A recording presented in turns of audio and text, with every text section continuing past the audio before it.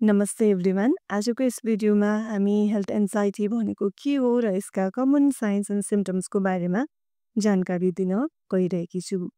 सर्वप्रथम health anxiety भन्नाले कुनै पनि सानो रोग अथवा आफ्नो शरीरमा थोरै परिवर्तन हुने बित्तिकै गुगलमा सर्च गरेर अथवा धेरै सोच्ने कि कतै मलाई ठुलो गम्भीर रोग पो लागेको होइन भनेर झनै आत्तिने समस्या चाहिँ हेल्थ एन्जाइटीको हुन सक्छ।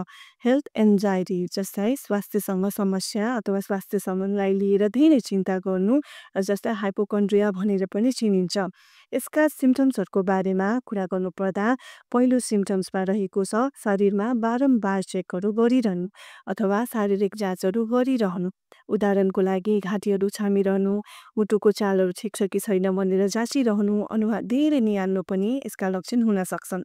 त्यसै गरेर अर्को लक्षण भनेको चाहिँ सामान्य कुनै शारीरिक अप्ठ्यारो अथवा सामान्य शारीरिकमा परिवर्तन देख्ने बित्तिकै गुगल सर्चहरू गरिरहने, खोज्ने जस्तै सामान्य टाउको दुखाइ हुने बित्तिकै गुगल सर्च गरेर धेरैभन्दा धेरै सर्चहरू गर्नु र एकदमै ब्रेन ट्युमर पो भइहाल्यो कि मलाई भनेर झनै आत्तिने समस्या छ भने पनि हेल्थ एन्जाइटीका हुन सक्छन्। त्यसै गरेर कतिपय व्यक्तिहरू चाहिँ बारम्बार डक्टर्सहरूलाई भेटिरहनु, डक्टर भिजिटकोमा गइरहनु र कसैको चाहिँ ह्याबिट हुन्छ कम्प्लिटली डक्टर्सलाई एभोइड गर्ने कतै ठुलो रोग लागेको छ भनिदिन्छ कि भन्ने डरले पनि डक्टर्सलाई कम्प्लिटली एभोइड गर्नु पनि यसका लक्षण हुन सक्छन्। त्यसै गरेर अर्को भनेको चाहिँ कुनै पनि अरूले कसैको बारेमा कसैले मलाई कुनै रोग लागेको छ भन्ने बित्तिकै आफूलाई पनि त्यस्तै महसुस हुनु। उदाहरणको लागि कसैले तपाईँलाई मुटु दुखेको छ भनेर बताउँछ, त्यसपछि हजुरलाई पनि शरीरमा कतै मुटुमा अप्ठ्यारो अथवा छातीहरूमा अप्ठ्यारो महसुस हुन थाल्छ भने पनि यसका लक्षण हुन सक्छन्।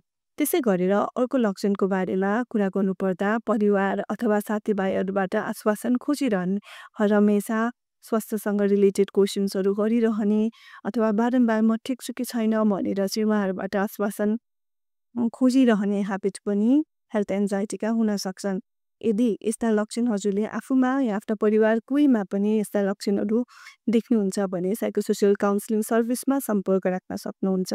Thank you for watching. Keep tuning.